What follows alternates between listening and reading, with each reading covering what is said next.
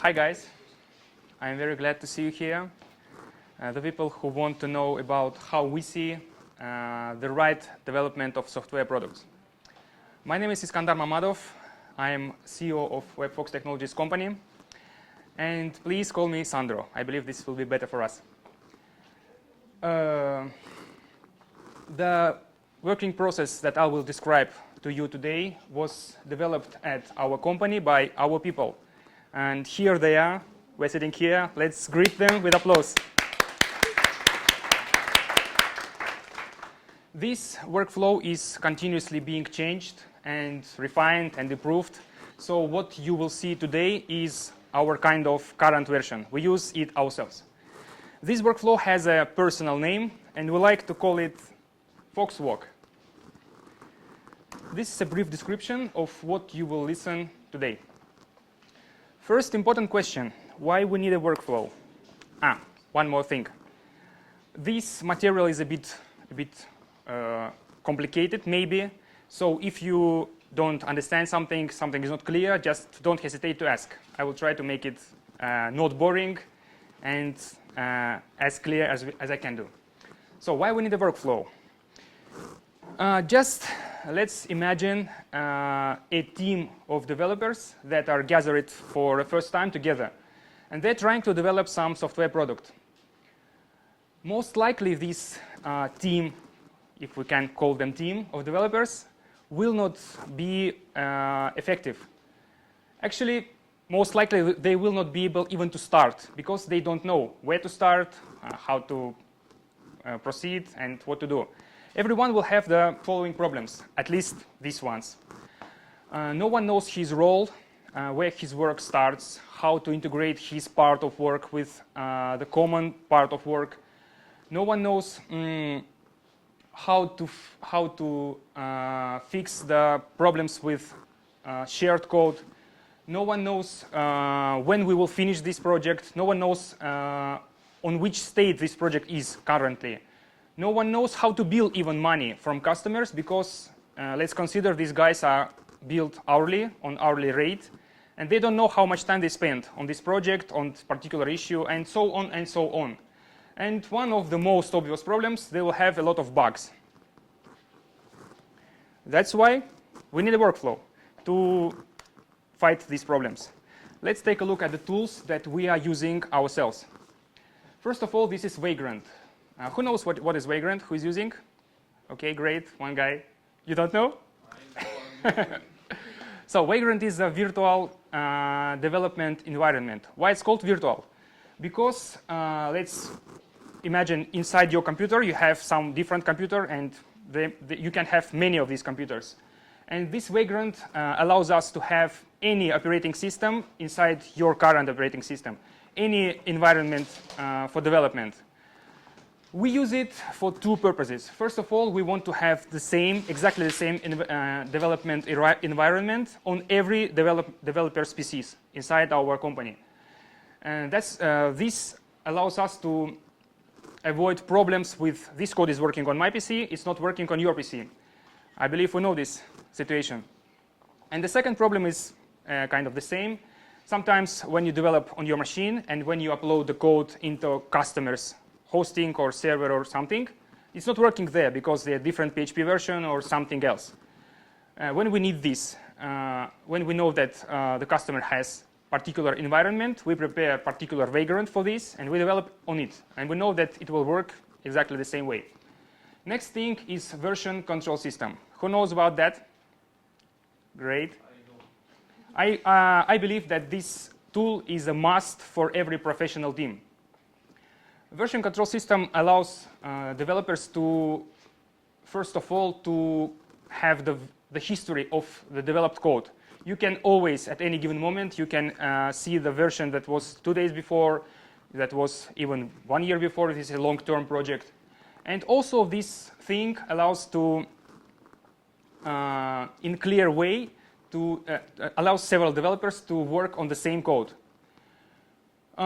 In our case, we use Git because it looks like it's most popular one and it has better community. Next important thing is GitLab. GitLab is a web-based repository manager for Git.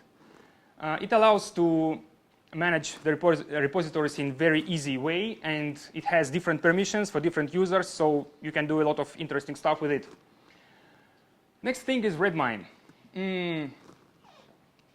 Very important for right management is to control and to monitor what is going on inside the project. And for this purpose, Redmine is very useful thing. There are several task managers on the market. Some of them are not free, some of them are free. Redmine is free one, and it's not ideal, but we can live with it and we can use it. We can have the best from it. Next thing is time tracker. It's a simple time tracker. It's like a watch stop. When you start working on the task, you start it. When you finish, you check how much time you spent on this task. So it's very useful for Redmine, but currently we're working on some automation for that. I will talk about this a bit later. Next thing is planning poker. I will talk a bit later about that. Next thing is corporate messenger. We use Slack. Before we used Skype as an internal messenger for internal communications. We were talking about the projects there, about some urgent tasks or urgent questions or something. But Slack is, we believe it's much better because first of all, it's web-based. And second, you can integrate a lot of services inside it. And we already integrated. We have different channels dedicated to different subjects where everybody can talk. And we have some closed group dedicated for every project. Also, we use some custom tools and reports, basically for Redmine. And again, I will talk about them a bit later. What is a planning poker? Who knows? Yes? Have you tried Docker instead of Vagrant? Sorry? Have you tried Docker? We didn't try yet, but we plan to try. Right? Right.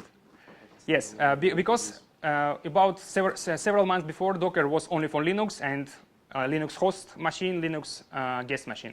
For now, I know we can use it on different systems. We will try. But for now, Vagrant is OK. Who knows what is planning poker? Wow, great. So planning poker is a funny mechanism to do the planning for the project. This is one of the, let's say, model of the planning poker. We use a bit different cards, but the idea is the same. Well, how we use it for planning? The team is gathered by project manager, and everyone have a pack of these cards. These cards are, it's Fibonacci or something. We're using different. We're using 1, 2, 4, 8, 16, and etc. because we're planning in minutes.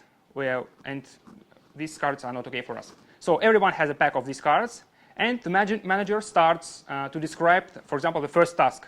When everybody's understood this task, manager says, let's make our choice how much time it will take. And everybody picks a card that he thinks it will take, for example, 20 minutes or 25. We don't flip them. Everybody is having his card. And manager say, let's flip the card. Let's flip the cards. They flip. And we see the interesting picture. Sometimes the values are kind of the same. And everybody knows that we're having the estimated time for this particular task. Everything's OK. But sometimes, for example, everyone is having 25 minutes, and one guy say 5 hours. And we have to ask, why you think it's 5 hours? Because sometimes this guy knows something that no one else knows, something really important about the project that changes the whole approach. And he explains his opinion, and we know that, oh, it's something different. Maybe this task should be divided into several tasks, or maybe this task is more complex than we thought, or even maybe easier. The same thing is about when everybody has 25 minutes, and one guy says it's just 1 minute work. So again, we have to ask. If we have this collision, so we just make one more play for this task. When we have estimated time, we're proceeding with different tasks. So this is why we use planning poker. Actually, for now, we don't use the cards. There is a good online service for this. You can Google and you will find. Roles. Every project, every project team has different roles. First of all, this is project manager. He's the guy who has all the pain about the project and who is controlling and who is responsible fully for this project. He's talking to customers, he's talking to me, and he's talking to developers, and so he's the main kind of most the guy who has most problems. Next guy is project manager assistant. Actually, he does the same what project manager does, but only when project manager is not present at the moment. Developers are developing code, and we have testers. It's a funny story about the testers. When we started Webfox, we did not have testers, and it was kind of okay. Once we had an interview with one guy. We liked him, but he was really weak as a developer. And we thought, maybe we will have him as a tester. We called him and said, you will be a tester. Do you want? He said, OK, I can be a tester. So we hired him, and he was a tester for 1 month. Actually, he was a bad tester also, but he made a very big thing for the company. He proved that testers are really, really important. And since then, we have a really good team of testers. And they know that they are really important. We love them, and we support them. So tester, yes, one of them is here. So testers are testing the, let's say, final product, because it's not final, never. QA manager. This guy is controlling that software is developed the right way. What means right way? Every project has different conditions, different requirements. We will talk about this a bit later, but for now, QA manager controls that this software is developed according to these requirements and conditions. Let's talk about some basic ideas that we need to understand the following part. What is feature request? When we get a task from customer, we call this task feature request. It can be a simple request like add me a button here, or it can be a full technical description of the project. So everything is feature request. What is feature? Feature is kind of logically isolated, separated part of the functionality of the feature request. For example, button. I click on the button, I see OK message. This is a feature. Authorization form can be a feature also, because it's logically separated. Everybody knows how to work with authorization form or feedback form. This is features. Next thing is issue. Issue is a special term of Redmine for the task. Actually, we can call it task, but Redmine has issues. That's why we'll also call it issue. Issue is not a feature. It's different thing, and I will explain a bit later. Bug. Who knows what is a bug? You know. OK. Bug is the case when some part of functionality works not as it should work. So we have some expected result. We should click on button and have OK message. We're clicking, and we see something different. This is a bug. And this is the subject for testers. They are finding these bugs. Who knows what is test case? We will hire you, maybe. Do we have testers here, actually? No one. So test case. Test case has a simple description of one or several steps to check the particular functionality. So test case is made to check, do we have bugs in this part or not? Live server. Live server will also call sometimes production server or dev server, development server, something. This is the, let's say, computer or server where the final code is uploaded when everything is done, and where the testers check the code, the product, not the code. Here we have business requirements, and where we're talking about QA. Now I'll try to explain better. So what is business requirements? Some customers need code done fast, let's say cheap code, that make it for me tomorrow, it will work. I don't care about the code quality, I don't care about anything, just I want it to work. This is one of business requirements. We can have something different. For example, I believe smart customer will ask, okay, I don't want it tomorrow, I just want it to make really good. I want to have documentation, I want to have good architecture, I want to have good code style and stuff. I want to have it, and I don't care about the price. This is different business requirement. So when we have a project, we define these business requirements, and QA manager is controlling that they are followed. Code review. Code review is one of the practice of the mechanism to control that business requirements are followed. Again, it's done by QA manager. I know that this term is used sometimes in different way. This term came from extreme development, and it means that someone is checking the code made by different developer. He's just opening the code and reading. It's like a book. Maybe it's boring. Maybe for someone it's interesting. I don't know. What is a merge request?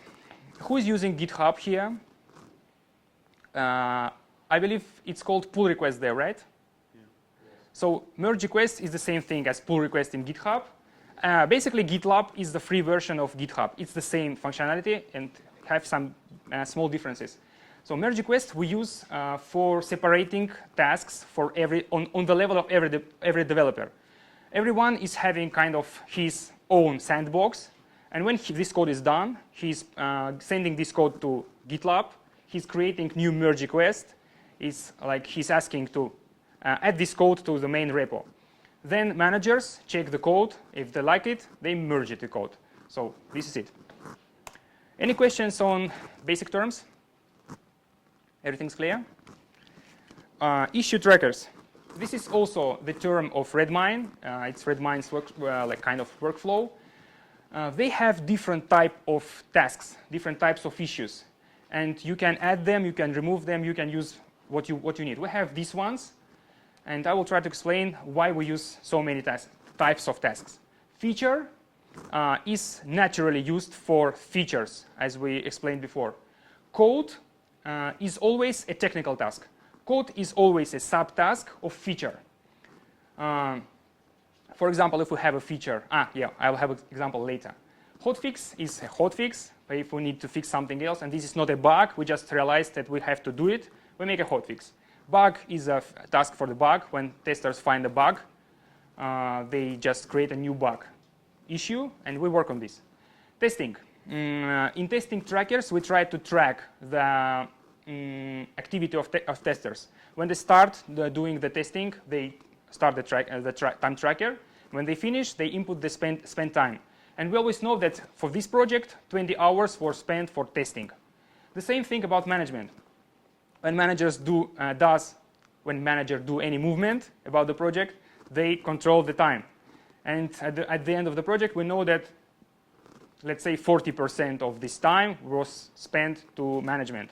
And this is normal because managers, again, I'm saying managers are having a lot of problems about the projects.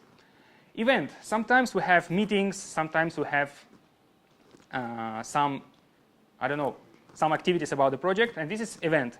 It can be done with management, but it has a bit different workflow, with different life cycle. So that's why we use two of them. Suggestion. When someone thinks that this part of functionality should be done different way, or he has some suggestion about the project, we don't like this red button. Let's make it green. He can create a suggestion in project, and then managers will think, do we want this green button or not? And code review tracker, it's used for tracking the activity of QA spent on code review. Any questions about that? Now, features and issues.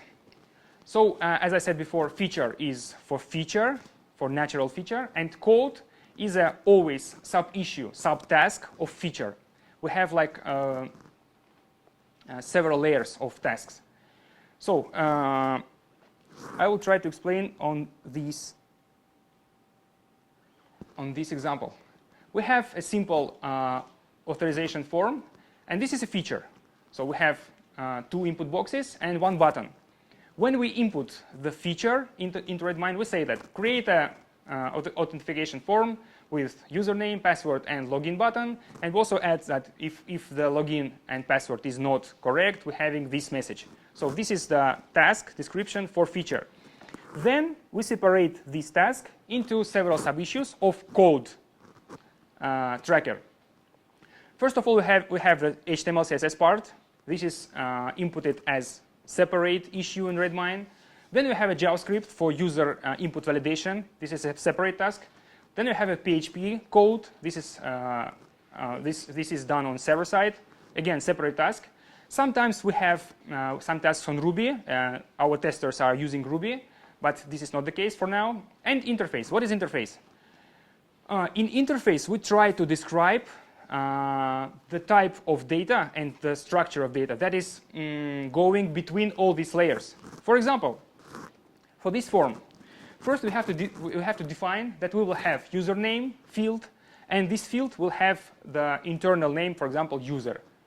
Second, we have password field, and it will have password name. So this is a data, and we input this data to interface issue. So as you see, we try to divide the whole task into as small part as we can, because then different people will work on every task. We try to work in parallels. So this is one part of interface. Second part, we're sending this data to backend, to PHP side, and if the data is wrong, we should have some message, right? And message should come back in some format. So this is again interface. Every issue, every task in Redmine has the following attributes. I will try to explain. So every issue has ID, it's an integer number, and it's always an auto-incrementing. Subject is a small description of the task. For example, add button on feedback form. Description is a full description of the task. Author, who created this issue, who added this issue to Redmine. Assignee. Assignee shows who is working or who will be working on this task.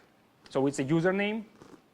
Tracker, we always know the trackers. It's it's feature, code, issue, hotfix, and so on.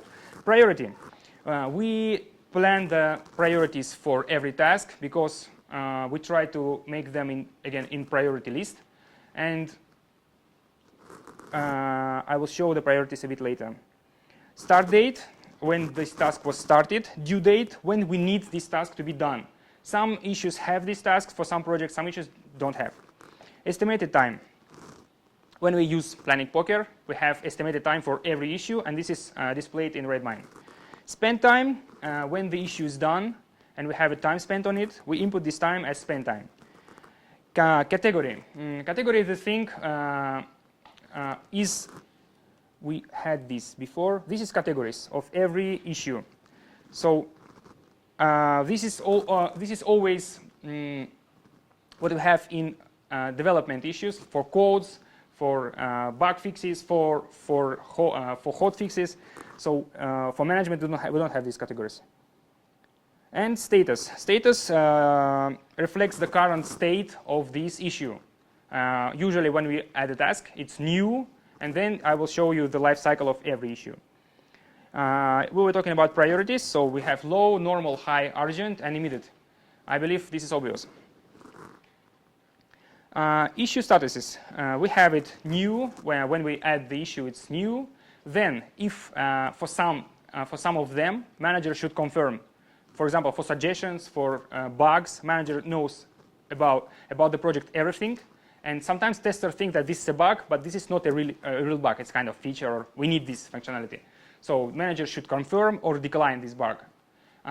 When we confirm the issue, it's in progress, and we know that developer is working on this.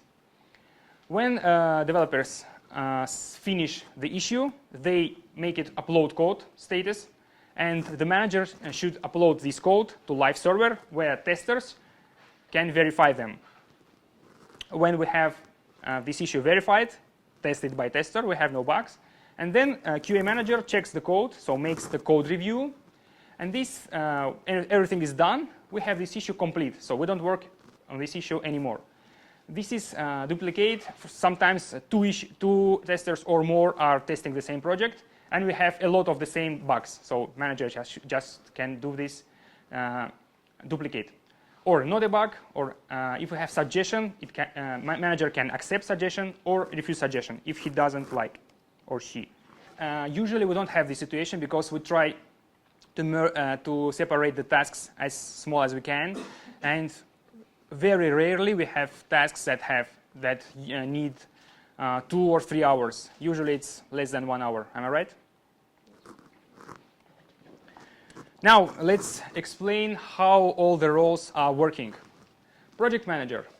So project begins, and we have to do something for initiation of the process. So project manager creates Redmine project. For this project, GitLab project. They meet with QA manager and with customer and find out everything about the project and try to define business requirements. Why they do this together? Because in most cases, customer don't know what they need. the guy comes to you and say, actually, I'm just selling meat, but I want a website. And he doesn't want what he needs. So we have to help him to understand what he needs. So this is kind of interview and analysis, and then we go back to him. I'm saying, you need this. He said, okay. So we define business requirements with manager. And when we have this information, business requirements, all important data, maybe some repositories if we have this project for support and for improvement. So we're putting all this stuff to Redmine. Again, when feature request came from customer, we're working on the project, and some new list of features came, what he has or she has to do. First of all, he analyzes the feature requests. And sometimes there are places, again, I'm saying customers don't know what they want, and they're not developers. So they can use very strange forms of sentences. So we don't know what they want. And we want to clarify. Sometimes this is obvious process. Sometimes this is done in iterative mode several times. Then we divide features into Redmine issues with planning poker and on these mechanisms that I explained before. We define estimated time, again, planning poker. These 2 points are kind of the same because when you're defining estimated time, sometimes you have to divide the issue. You understand that issue is too big, and it can be divided into 2 issues or maybe more.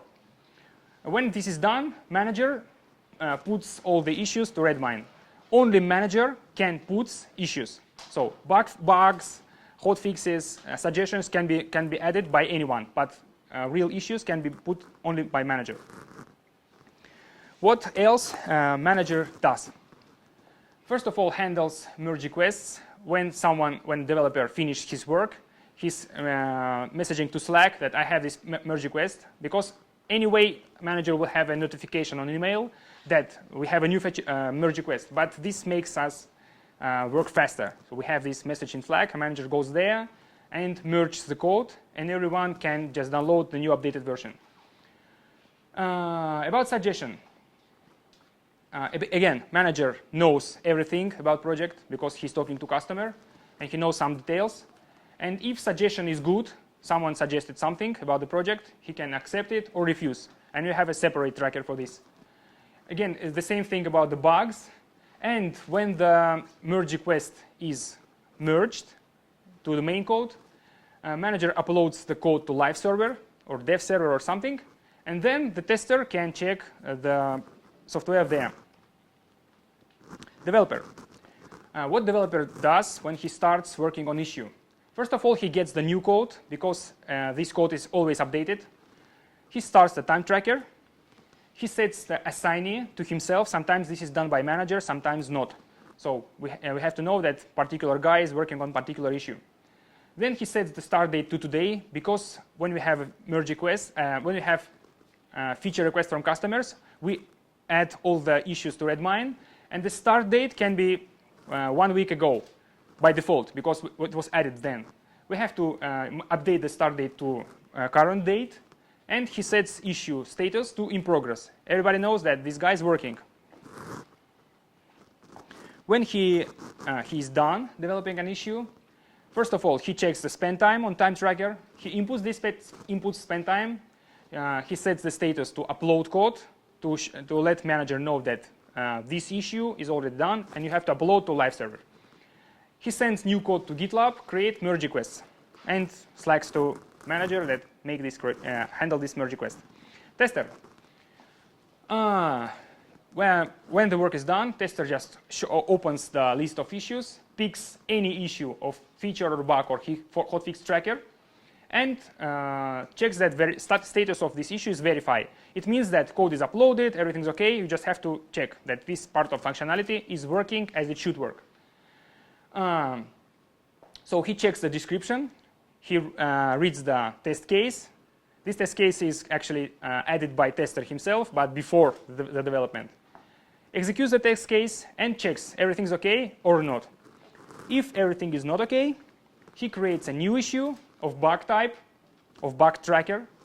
He makes a screenshot of the problem, if it's possible. Sometimes this is not a problem of visual side. Sometimes this is something different, logical thing or something. He adds detailed description, including which operating system it was, which browser it was, which version of browser, and all the important information. And adds a simple test case for this particular case. For example, when the developer will fix the bug, he should execute this test case and check that this is really fixed. QA manager. Before, about several months ago, checking code was not the final step of the development. Now it's final. And it was somewhere in between the developer and tester. And it created a lot of problems because checking code is a kind of creative process. It's not like you can spend 15 minutes on it. Sometimes you see the part of code that needs to be clarified, that needs to be refactored, and you have to think about this. You have to find the best algorithm way for this code. So this could take several hours. If this, for example, if we have requirements from customer that this code should be brilliant, it should be optimized, it should be really, really good. So we should find the best solution. And this delayed the whole working process. That's why for now, check code and checking the code review is the latest step of the development before we're making the issue complete. So manager checks the issue, takes the issue of check code status. He finds merge request in GitLab. As we remember, we have a branch name according to issue name. So we can easily find particular branch and code merge request in GitLab. We're finding this merge request. He checks the code. He analyzes that the code is OK according to business requirements, and adds a comment to this merge request. Good job, or no, I will add some suggestions for now. Something is wrong here. Then he sets this issue status to complete. So we are done. If the code is not OK, if something is wrong there, some business requirements are not followed for this issue, he creates a new issue suggestion. He adds a description, adds the ID of issue, that was done wrong, and sets the priority. If he thinks that this is immediate, we have to exactly fix it right now. This is maybe the highest priority. On this picture, you will see the whole development process in one view. I will explain something. PM is project manager, dev is developer, QA is QA manager, tester is tester. And what is about bot? We have some kind of cron job. We call it system bot. For example, if we start a feature authorization form, and it has 3 or 4 sub-issues.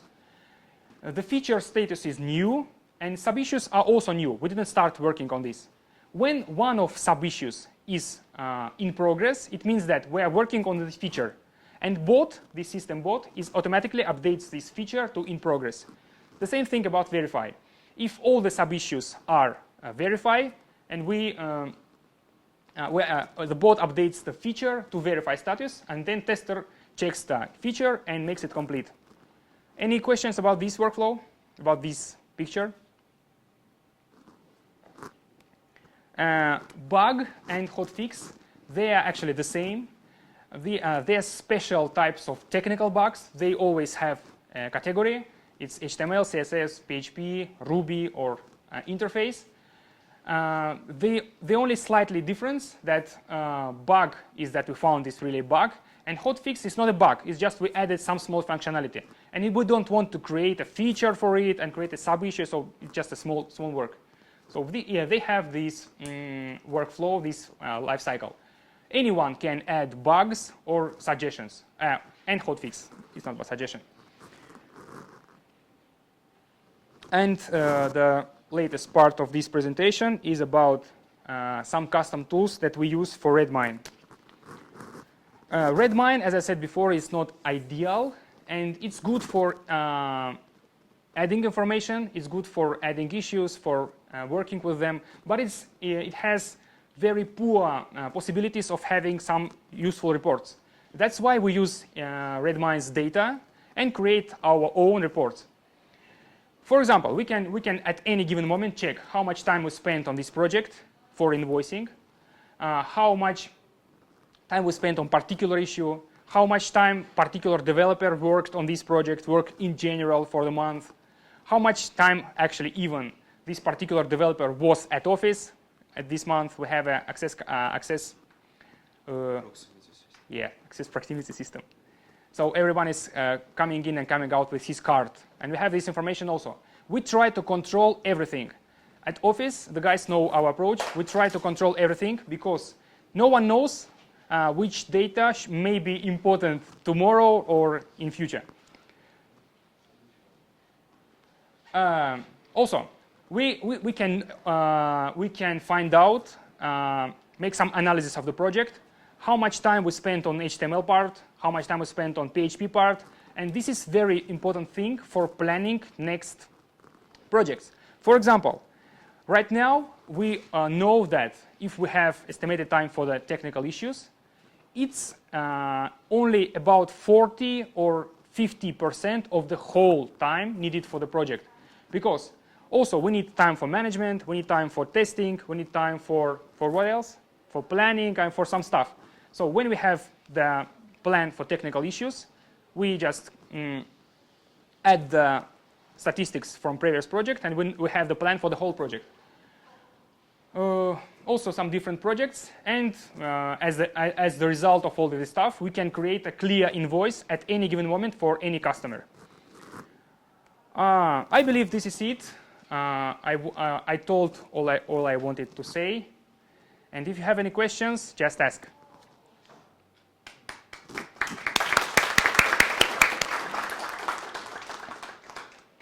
Yeah. So basically your workflow is based on Scrum, right? You have project owners, you have the Scrum Masters and the developer team. And No. Project, No. Project managers are not these Scrum Masters who just discuss the features and have conversations with these product owners and then plan these sprints like the weekly sprints. You have these weekly sprints. Well, we don't have yet. I'll explain. Actually, we can call this agile because this is agile development. We don't use the waterfall model. That is, everything is planned and we have technical documentation like a Bible. We don't have it. But I will not call this Scrum because we are not using the Scrum, all the practices of Scrum. We use some things that we think are important and useful for us. For example, this planning poker came from Scrum, but we use it a kind of different way.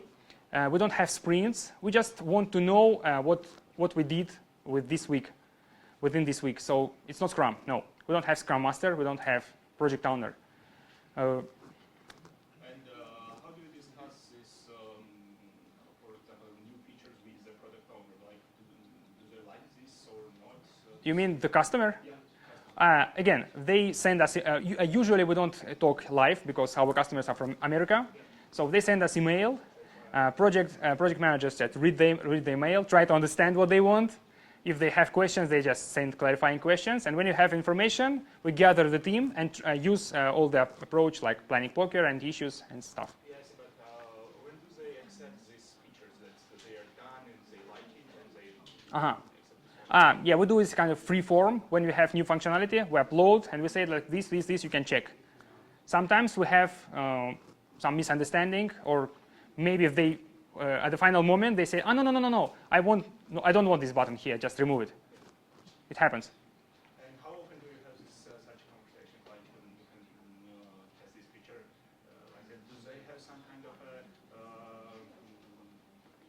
time frames that they ask from you that this feature should be done in 2 weeks and I want you to check in 2 weeks and that's all? Yeah, sometimes we have kind of deadlines for particular issues, sometimes not. So again, depends on the case. As I understand, you were asking if the customer is seeing the working process. Actually, How customers see the it's working visible, it's very transparent. You mean? they can see this, how the project goes on, right? Yes, actually we have technical possibilities, but till now, no one asked for this.